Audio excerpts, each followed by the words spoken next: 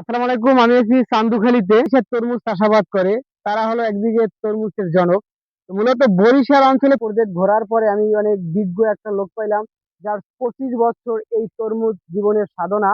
তো তার একবার মাত্র লস খাইছে। পটুখালী জেলা, পটুখালী জেলায় যে ইটা আছে কলাপাড়া উপজেলা ধানখালী ইউনিয়ন। এই ধানখালী থেকে, চাম্পাপুর ধানখালী থেকে তরমুজের উৎপাদন। এই ধানখালীকে অনেকে তরমুজ নামে চিনে অনেক বছর আগ থেকে। তো আমি এই জায়গায় এসে একটা চাষি পেলাম, আমার এক কাকাকে। তো এই দীর্ঘদিন তারা 25 বছর এই তরমুজের চাষাবাদে আছে।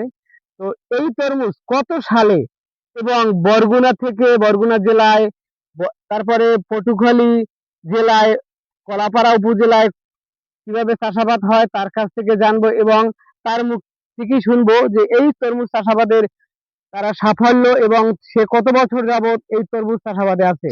চলে যাবো চাচার কাছে। চাচা, আসসালামু আলাইকুম, আপনার নাম কি? ওয়ালাইকুম আসসালাম।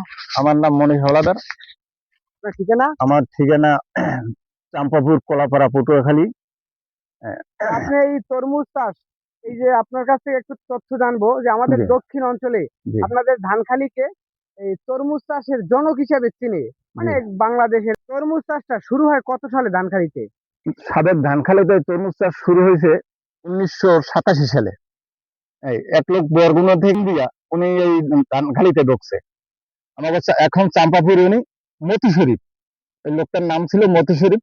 উনি শুরু করছে প্রথম। তারপর ওনার কাছ থেকে আমরা শিক্ষা করিয়া আমিও 25 বছর ধরিয়া এই তরমুজ চাষাবাদ করি। ইনশাল্লাহ তরমুজে আমরা অনেক লাভবান হয়েছি। এবছর আপনি কিরকমের?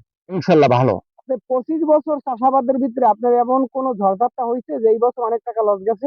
হ্যাঁ, হয়েছে। কয়বার হয়েছে? একবার। একবার আমি তরমুজ হয়েছিল, কিন্তু আমি তরমুজটা বরিশাল নিয়ে আমি ওখানে আমি ভালো একটা লাভবান হই নাই। ওখানে ওরা ওই আড়তদাররা একটু টাউটারি বদমাশি করে। আমি ওইখানে একটা চাম্পাপুরের অন্তপক্ষে 34টা প্রজেক্ট আছে, এখানে সবাই লাভবান আছে।